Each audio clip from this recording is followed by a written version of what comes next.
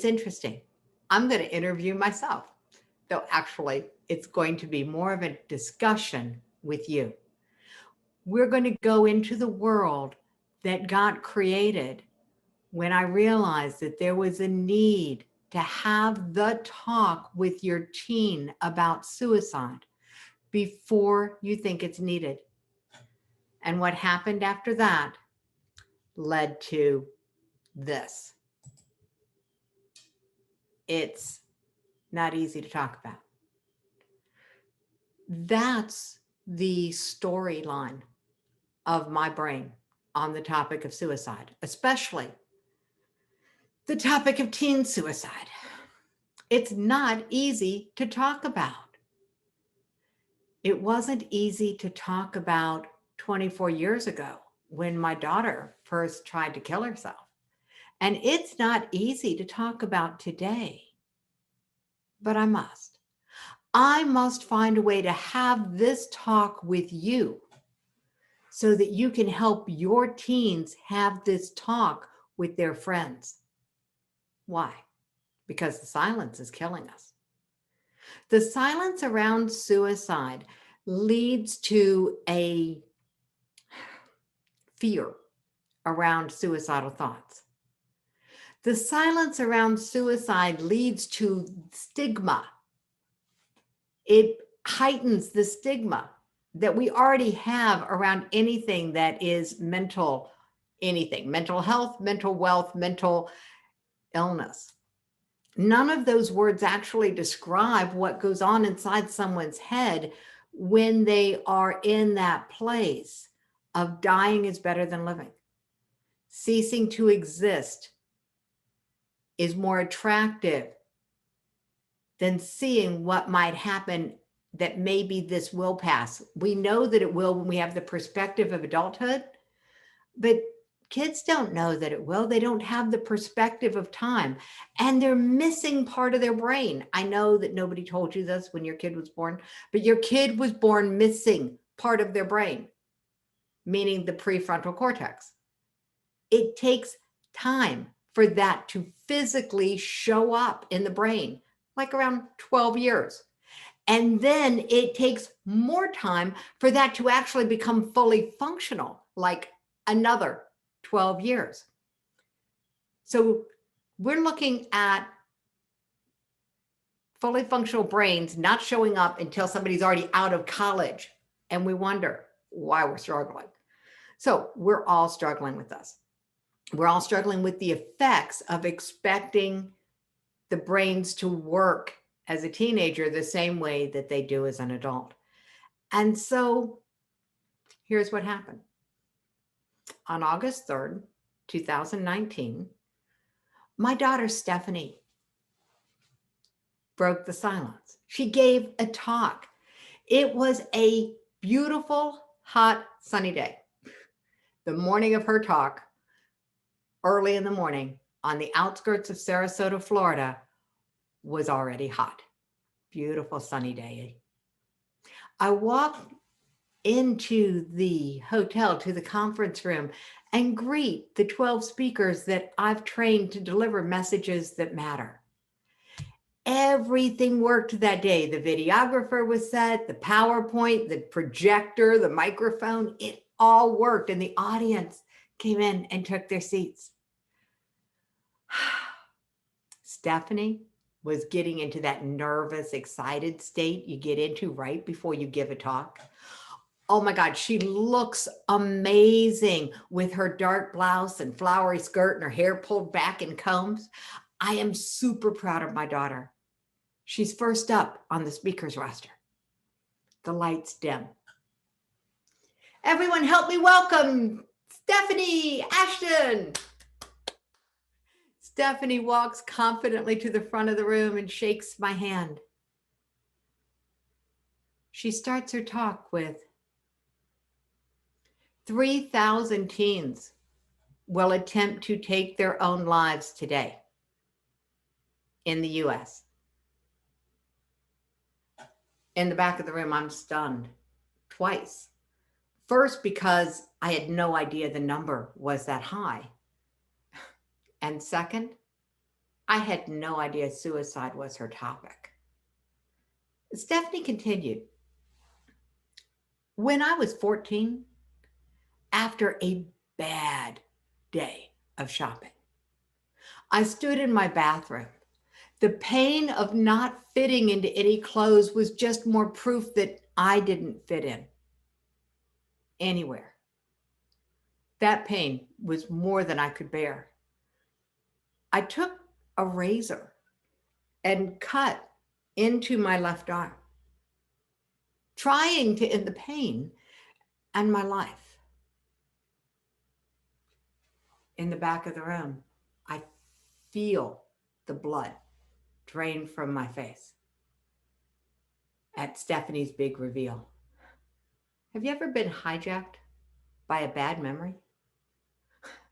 Only my 30 years of stress management training keeps me from crawling into the corner and just bawling.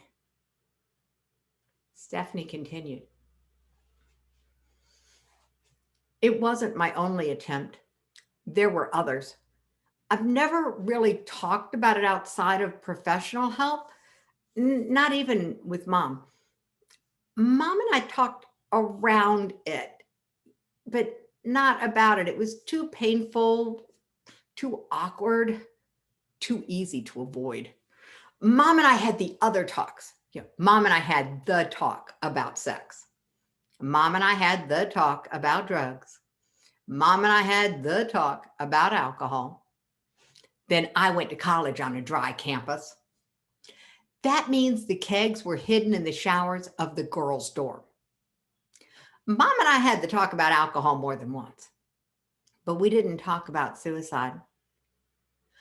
I still struggle with suicidal thoughts. In the back of the room, my heart sank.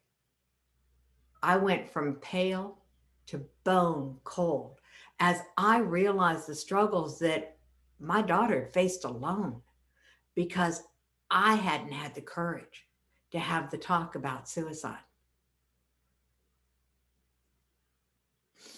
Stephanie wound up her talk. Along my suicide avoidant journey, I've learned tons of coping skills. Now I want to teach these skills to teens before they need them. Yes, before they need them. Stephanie, oh my God, there wasn't a dry eye in the house when she finished. Everybody stood up and gave her a standing ovation. People rushed up and hugged her and thanked her for being so willing and so brave and so vulnerable, so willing to share. In the back of the room, I was frozen, totally torn between pride for her bravery and guilt and shame for my cowardice. Then it hit me. 3,000 teens attempt to take their lives every day. That means 6,000 parents start to live the guilt nightmare that I'd lived. That means every day, over 20,000 grandparents, aunts, uncles, brothers, and sisters start to live the guilt nightmare.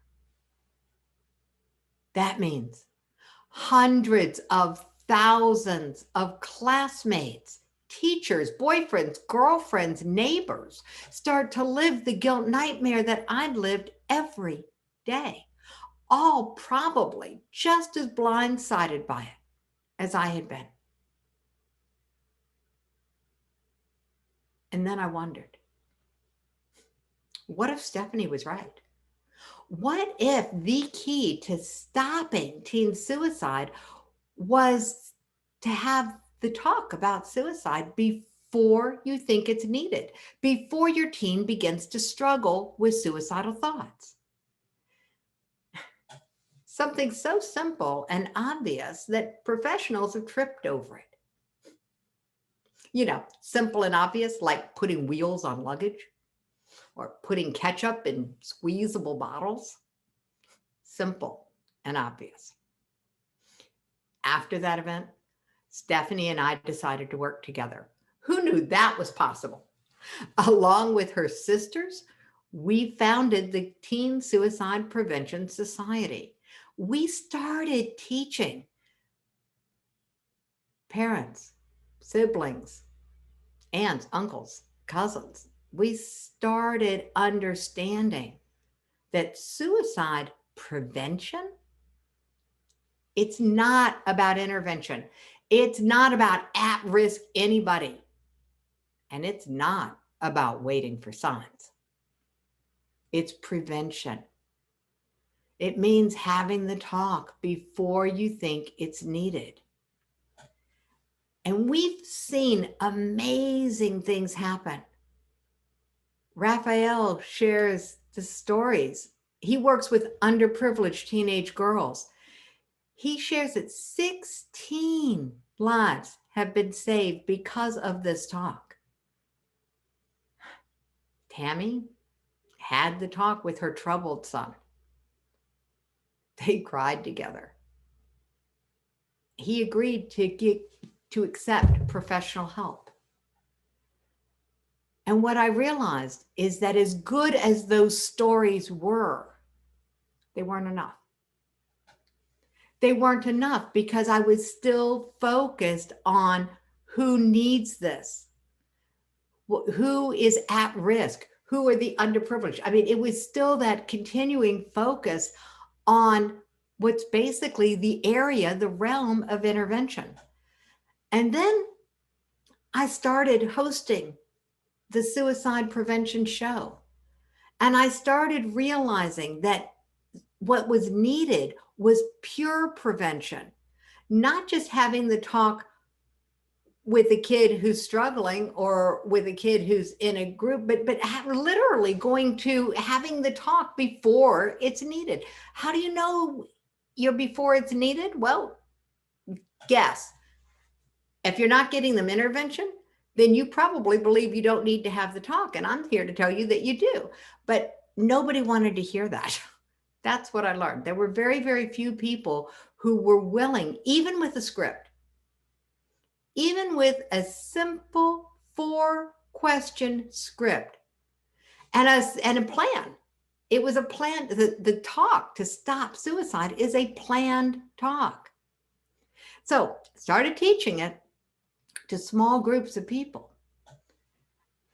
And I wondered, why am I not getting more traction with this? So I taught the talk to stop suicide. And I realized that I had to change how people invited, who they invited to have this talk. So we created a really simple invitation. It goes like this. I'm studying to be part of the mission to stop teen suicide. I have a script I need to practice 5 more times this week. Would you have 10 minutes tomorrow that I could practice my script with you? Sounded so simple. I thought, wow, this is going to go like hotcakes. Everybody is going to go and have these talks and it's going to be amazing and we're going to change the world. And found out that people weren't making that simple request. Whatever it was that was in the way, I hadn't figured it out yet. I kept thinking I would make it easier and easier. Along the way, while teaching, we realized that there were more scripts. There's the talk to stop suicide, absolutely. But what about the real problem? The real problem is negative thinking. The real problem is getting a negative thought and being afraid of it, like the thought that I can't take this anymore. And you're afraid of the thought. So you try not to think about it. That's like me telling you, don't think about an elephant. You're actually struggling to not think about it and you're thinking about it more. I call it doubling down on the thought. And the more you double down on the thought, the more your subconscious mind pays attention because it knows it's important to you. What ends up happening is that negative thought becomes like an echo chamber in your mind at a subliminal level. And your subconscious mind, your other than conscious mind, is uniquely designed to get you what you're thinking about, what it thinks is important to you, and it decides that by what you're thinking about. So here's the truth. This is the law of attraction in action, because when you're struggling not to think about a thought, you're thinking about it more.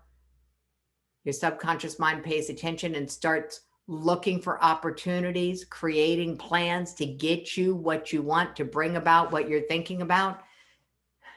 And all it takes, subconscious plan crosses opportunity. And this is why they've installed jump nets on bridges.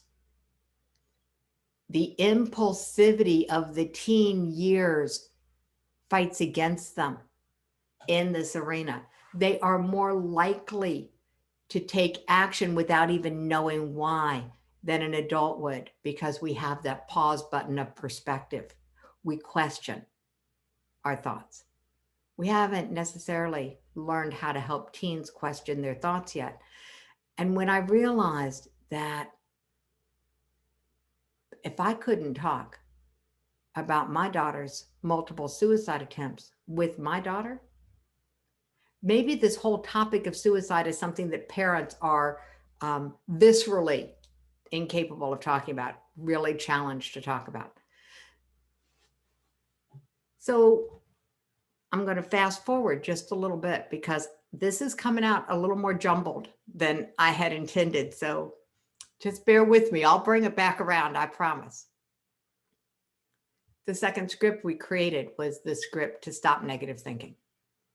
And then we did the script to address that other scourge, the one that everyone talks about and points all the fingers at as though it's the problem. It's the symptom, and it's about bullying. So we created the talk to stop bullying.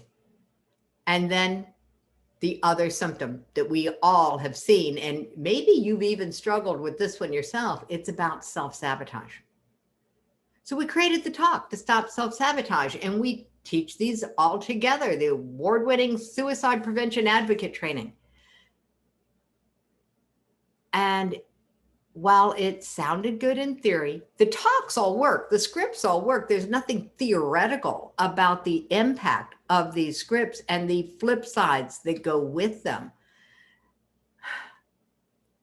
But it's not an easy sell, because it has that suicide word in it.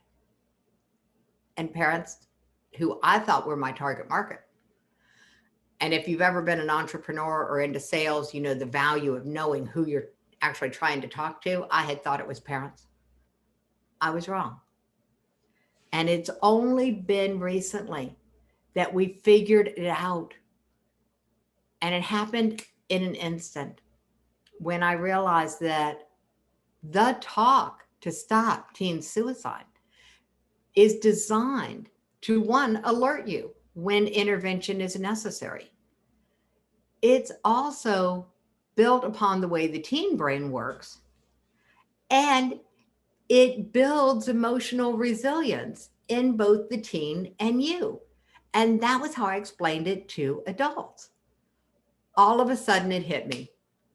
If a teen is the one asking the questions, it still builds emotional resilience, the cure for all four of those things, in both the teen who's asking the questions and the teen they're talking to. So now I had a solution, a way to help build emotional resilience across the board, starting with teens, because teens are the ones that are the hardest hit when another teen takes their own life. And by the way, your teen knows someone who's tried or died. I will almost guarantee it. It is that big of a deal. So now we have the answer. And I still need to talk to you, the parents. I still need to talk to the adults here, because I cannot teach the teens without your permission. So here's what they're going to learn. The first script, the talk to stop suicide, The invitation, hey, I just need to practice this. Give me 10 minutes, bro. Let's talk. Tomorrow, it's a planned talk. Nobody gets sidelined. And everybody knows the talk is about how to stop suicide because I'm part of the mission to make teen suicide a thing of the past. So you sit down with someone and you say, okay, I got 4 questions for you. First question, have you heard about the rise in teen suicides? Closed-ended question for a reason. All my coaches on this call don't go into spasms. This is a scientifically validated test. Okay, here we go. Closed-ended question for a reason. Very precisely worded, so you have to read the script. Your teen is going to read these questions. Have you heard about the rise in teen suicides? Yes or no? The answer doesn't matter. Question 2. Do you have a story? Do you have a friend who's tried or died? Closed-ended question. The answer is yes or no. Someone may tell them more information. It doesn't matter. Cool. Thanks for answering that. Third question. Have you ever thought of leaving that way? Again, it's a yes or no question. It's a closed-ended question. There is no probing here. Just yes or no. And the teen just checks the box and says, thank you, and asks the 4th question. Why stay? What are your reasons for staying? And this is where they probe. This is the flip around in the brain question. Tell me more. What else? What other reasons? We coach our teen talkers into probing a lot here and not to share their own reasons for staying unless the other person asks. Keep it focused on your practice partner. Why stay? Tell me more. And for the teen, who's the teen talker, not the practice partner, but the teen talker, they just write down whatever that person says. It's a very simple, very effective way of laying down new neural pathways in the brain. Both teens' brains start to absorb the concept of there are reasons to stay. I wish I could tell you this was rocket science, but it's actually, that this is some kind of magic. It's actually based in solid science. And it is so simple and so obvious that it's not shared anywhere yet. I don't know I couldn't find anything. Of course, I wasn't looking for pure prevention programs back in the day. I didn't know that there was a problem.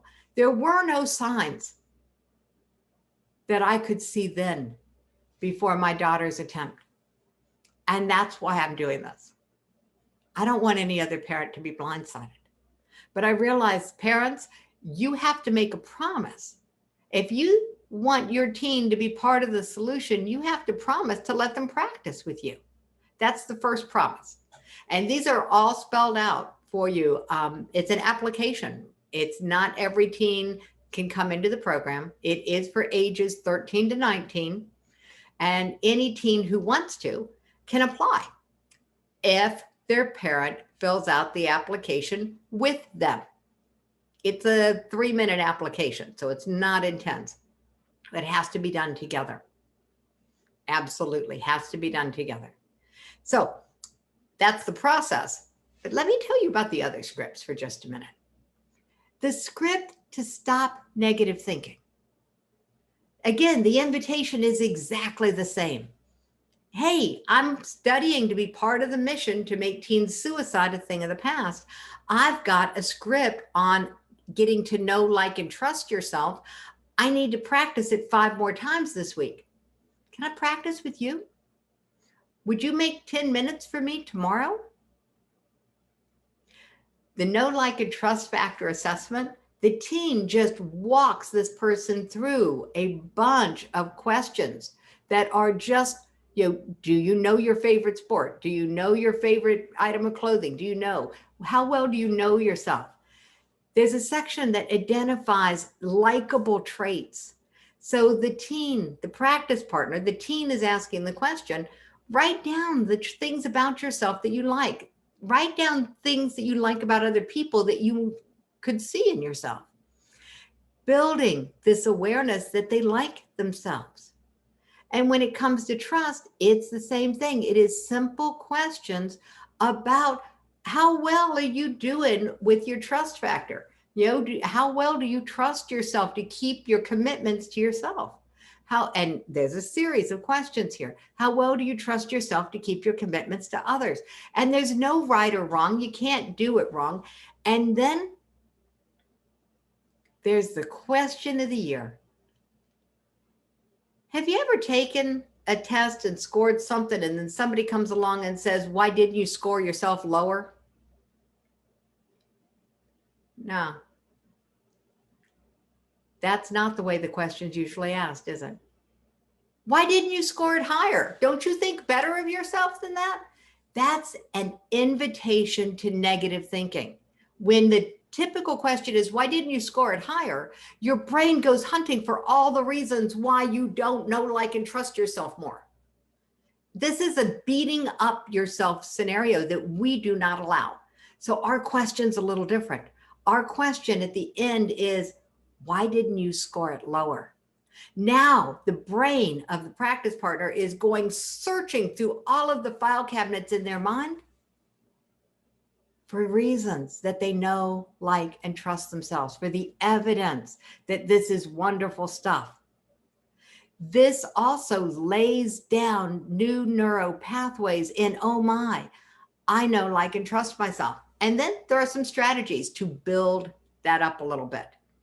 It is absolutely important. So what's really going on in the brain is we have these electrical things that fire all the time. They've proven, and I don't know how they did this, but they've proven that the majority of the thoughts that we think, and I mean like 90%, are the same as what we thought yesterday. And that the vast majority of those, of all the thoughts, are negative in nature. Having studied this, I understand that there's a natural negative bias in the brain for a reason. It's what kept our caveman ancestor, our common ancestor, Og, alive. But it works against us now. It kept Og alive because he could get up in the morning, walk out of his cave, stretch, see a shaking bush, and jump back in his cave. Why? Because his brain went to, what's so bad about a shaking bush? That was the innate question. And the answer was, my friend Larry got too close to a shaking bush and got eaten by a saber-toothed tiger. So the natural negative bias of the brain exists. How do you change that around is what each of these scripts does. And this one is just a beauty. By having your brain, which is designed as a search engine, the ultimate search engine, telling it to go searching for all the reasons that you got this score, is a way to work with your brain the way your brain was designed to work. We do that in the Why Not Workbook as well, which is one of the tools that all of the teens get trained in how to use. They want to do some bonus work because that's bonus material. And yeah, this course is fun because as they're doing their practice talks, they are part of a game. There's a competition. It is interactive, it is lively, and it is fun. And then we get to the talk to stop bullying. And we all get bullied, whether it's being intimidated on the ball field, at recess, whether it's being pressured to perform in areas we're not gifted in, which is really common. We're going to be discussing that more in depth in another episode. And actually, for those watching the recording of this, this is part of the suicide prevention show. So disclaimer, other episode, Suicide Prevention Movement YouTube is where you'll eventually find that. But let's come back here to this. Bullying. We all hear about it. Now we've got bullying and we've got cyberbullying. And what mostly is being discussed as a remedy is actually part of the problem. If the remedy is to try to put our children into spaces where they won't be bullied, we are missing an important piece about how the human brain and body work. If a child never skins their knee, their immune system never develops. If a child never gets their feelings hurt, their emotional immune system, their emotional resilience never develops. We are actually handicapping our children by not allowing them to have these experiences and giving them the skills to know, to absolutely know that emotionally they will bounce and never break. Building emotional resilience is the key to stopping the impact of bullying. And that's what we're about. We're not going to go out and try to control a bully. We're absolutely going to equip the kids with the strategies around how to be bully proof. But we're also going to use this opportunity to build even more awareness and emotional resilience so that bullies stop mattering so much. Because bullies are not going to go away. We will always have those people who get their emotional needs met by trying to trigger other people. It's part of the human equation. What we can do is build the emotional resilience in our teens to the point that a bully won't even mess with them because they know they're not going to get their need met. It's not that my teen or your teen is so big and bad that the bully thinks they're going to be beaten up. No, it's just that the bully knows they're not going to get their emotional hit because the teen with the most emotional resilience absolutely wins this game. So when we have the talk to stop bullying, it is the same scenario we're inviting people to practice with. The teen walks them through the questions, the script. And in the process, both parties, the practice partner and the teen talker, both of them build their emotional resilience even higher. And then we have the talk. The talk to stop self-sabotage. And self-sabotage is a thing. And we're never going to make it a thing in the past either. But what we can do is change the meaning of it. And that's what the script does. The script to stop self-sabotage is actually based on leaving Shouldville. The precepts in the super, super simple leaving Shouldville. And so you're going to get this right now. So Katie's going to drop this into the chat so that you can get your own PDF of this card. Why? Because when there is this going on in your mind, you are less prone to self-sabotage. Self-sabotage is based, again, on the brain, the way the brain really works. If you've done something like wasted money, lost time, judge something as useless that you've read, had an experience of being intimidated or harmed by another human being, your brain starts to assign meanings to that. And you can end up in a pattern. And what self-sabotage really is setting yourself up to experience those same unhappy scenarios that you had in the past. That's all it is in my world. Now, this is the world according to Jackie. Self-sabotage is your brain's way of repeating patterns because there's an emotion attached to them. So psychoanalysis takes a lot of time, very expensive. What if there was a faster way? The talk to stop self-sabotage, to make peace with the past so that you can create a future without sabotaging it, is as simple as these 4 statements on this card. And so we built a script based on these premises, and it's really, really easy. So that is my gift for you. Print this out, post it, read it out loud. And here's why. When you make peace with your past, all of a sudden you're able to stay present. What does staying present with emotional resilience do for you? Prevents you from being traumatized when things don't go great, when things go downhill, as they often will. Even when it's sudden and it's horrific, having these skills, having emotional resilience prevents it from becoming traumatic. It prevents it from becoming something that's triggerable later.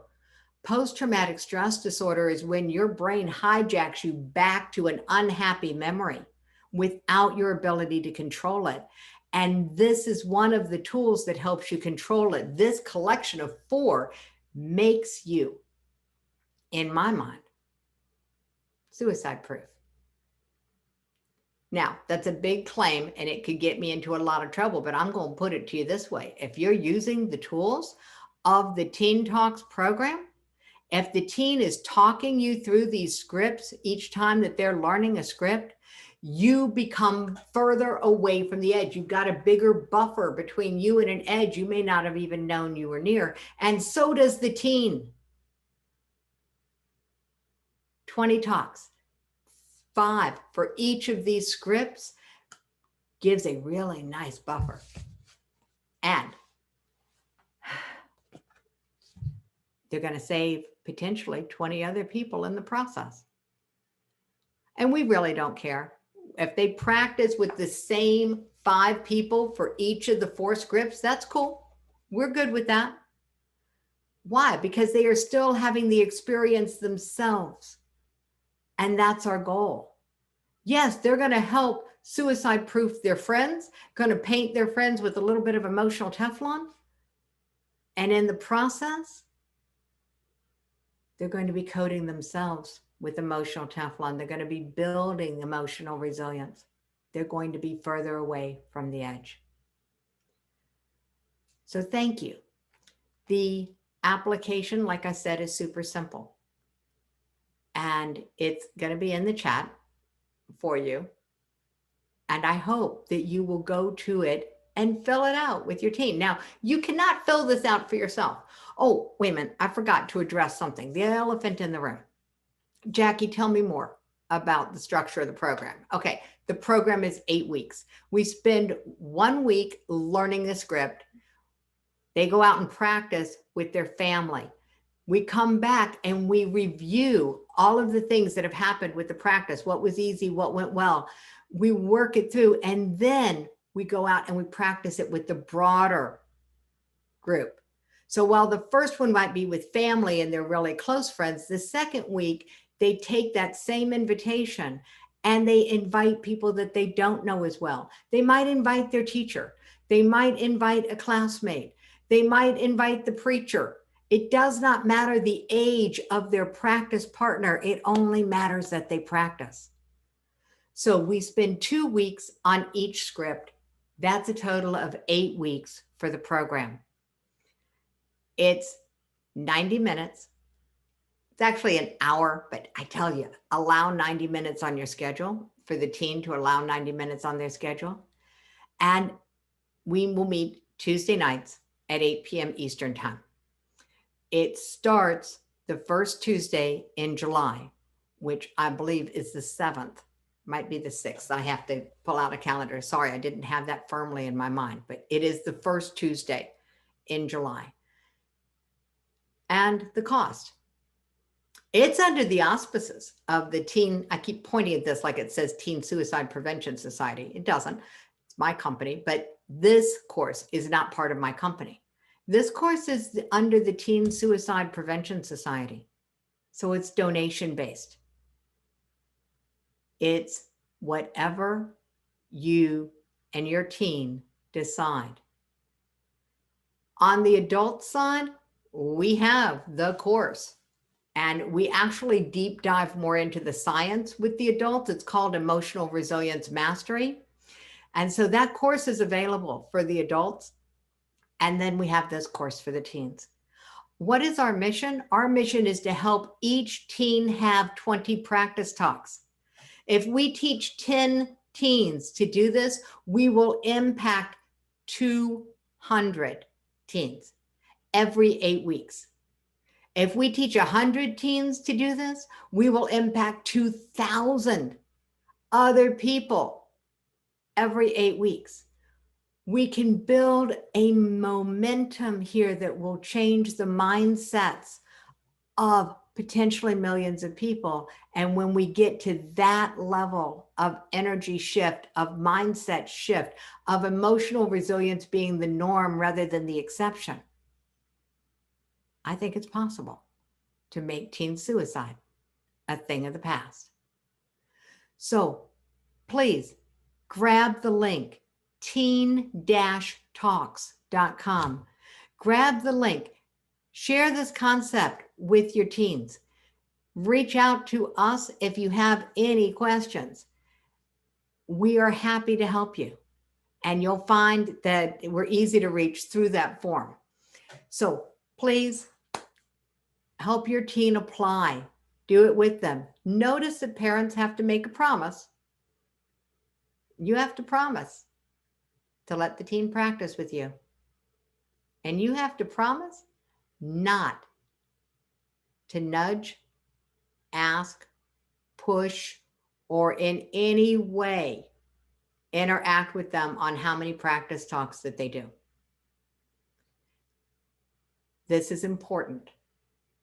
This is a pressure-free environment. Just like with the donation, it's a request, not a requirement. The same is true for the practice talks. They are requests, not requirements. Why? Because while the potential is there for the teen to impact a significant number of other people, the reality is that by showing up for the class, by learning the script, by being exposed to it, by being walked through it by me, by the other teachers, by another classmate as they do some peer-to-peer work, their brain's getting the message. Yes, sneaky, isn't it? It actually gets the job done. And the practice talks are a bonus. So you don't have to nudge them. You don't have to worry quite so much about them. They're going to get what they need from this course. That's my promise. Can I guarantee that your child will never struggle with suicidal thinking if they take this class? No, suicidal thoughts are normal. What I can guarantee is that they will have the resources. Their brain will have some neural networks built out that might give them pause. And a pause is often all you need. So thank you very much for being with me for this talk, for being willing to be part of the mission to make teen suicide a thing of the past, and for being willing to expose your children to the idea that they're designed to bounce and never break. Thank you.